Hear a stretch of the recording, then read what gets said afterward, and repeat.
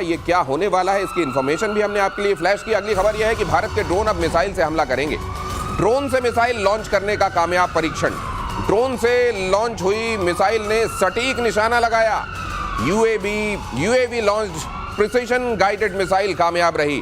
DRDO ने ULPGM V3 का परीक्षण किया। इसको फुल फ्रेम दिखाइएगा जरा।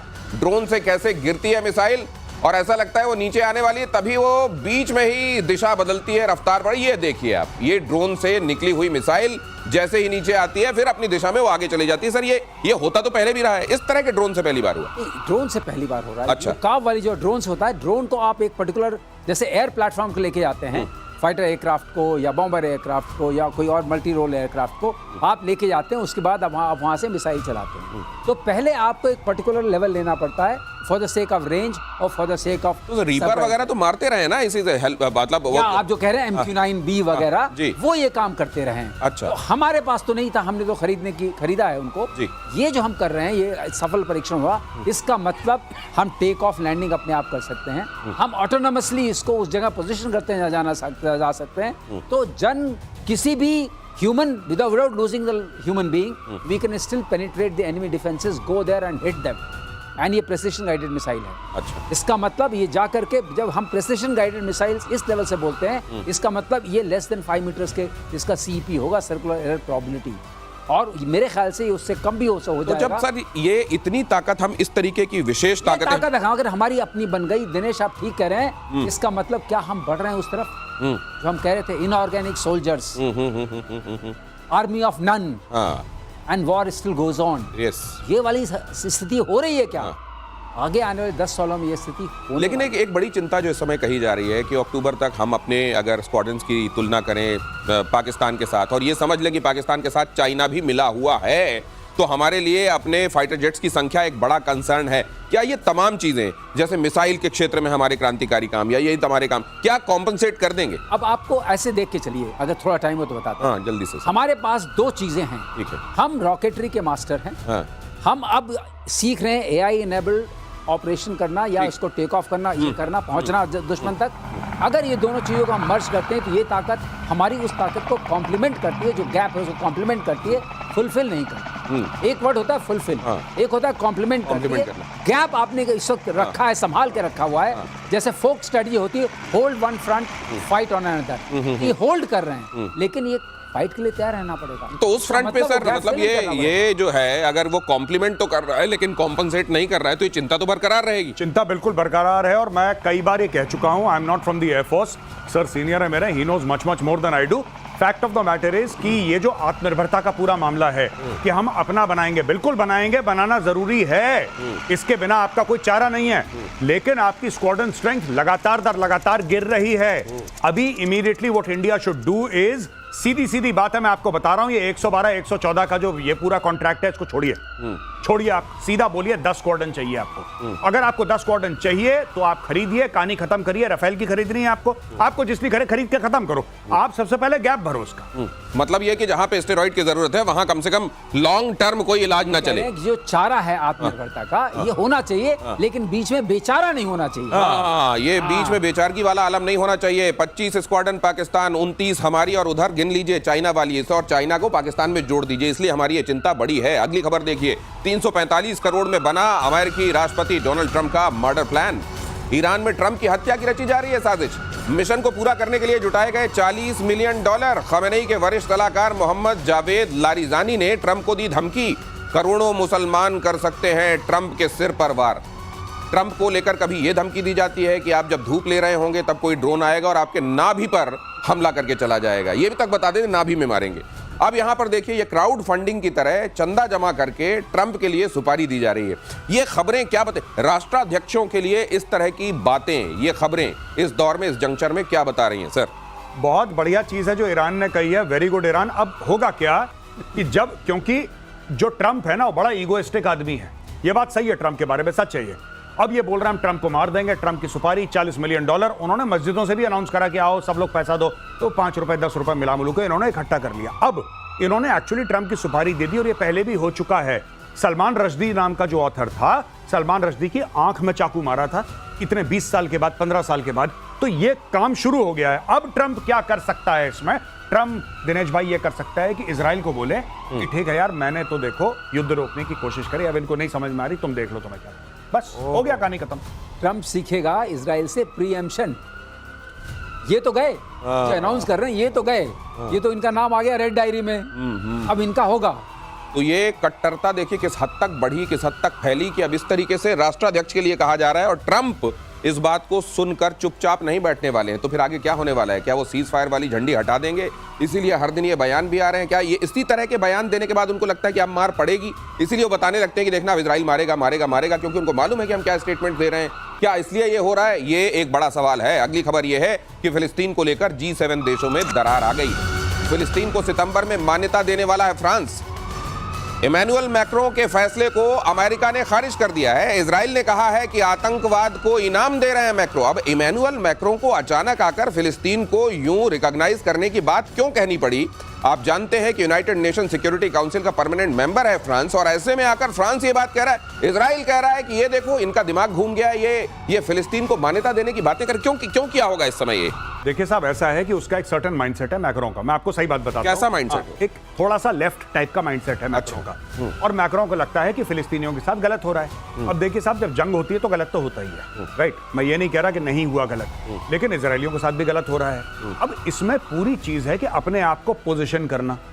अमेरिका से वैसे ही खटपट चल रही है फ्रांस की, सिर्फ आइडियोलॉजिकल उस पे नहीं, even on trade, on tariffs America से खटपट चल रही है।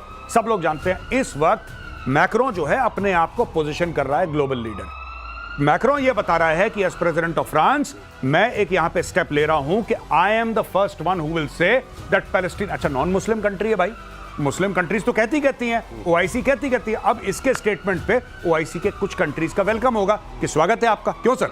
नहीं, लेकिन आप जो कह रहे हैं उसमें एक और नुक्ता है जी, इसके पास मुस्लिम वोटर्स भी बहुत हैं, इसका भी ध्यान रखिए जी। अच्छा, ये वोट बैंक के लिए हो रहा है वहां? थोड़ा वोट बैंक।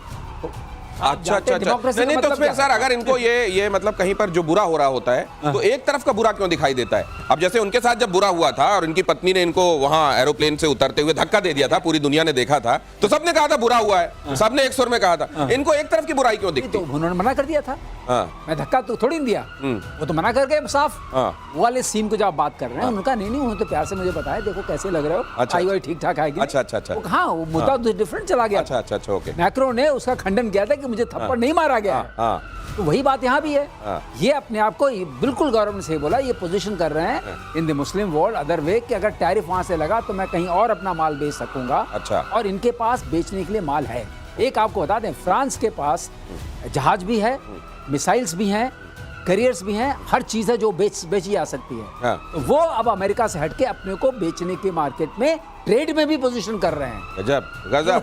ट्रेड और टैरिफ वाला चक्कर है। एक चीज बता दूं, मैक्रों चाहे रिकॉग्नाइज करे पैलेस्टीनियन स्टेट, एक बात ध्यान रखना, ऐसा कोई देश नहीं है, चाहे मुस्लिम या नॉन मुस्लिम, जिसको फिलिस्तीनियों ने धोखा ना दिया हो। कुवैत वालों से पूछ लो, जॉर्डन वालों से पूछ लो, इजिप्ट वालों से पूछ लो। इसीलिए जब फिलिस्तीनियों को मार पड़ती है, कोई मुस्लिम देश एक फिलिस्तीनी को पनाह नहीं देता। क्या गेट आउट।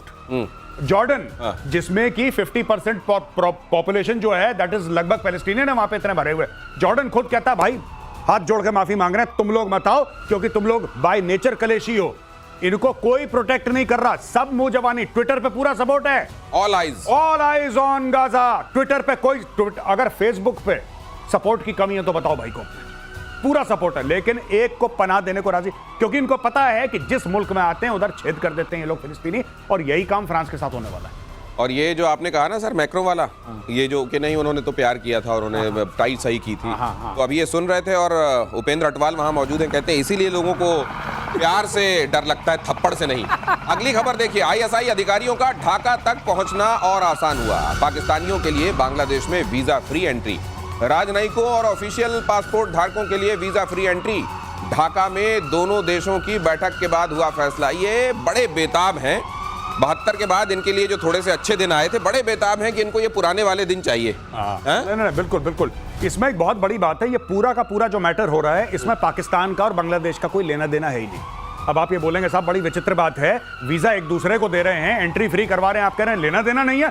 लेना देना नहीं है। बेसिकली क्या है कि इन्होंने यानी बांग्लादेशियों ने, मोहम्मद यूनुस ने ये होप करा था कि अमेरिका सपोर्ट करेगा, अमेरिका ने ठेंगा दिखा दिया।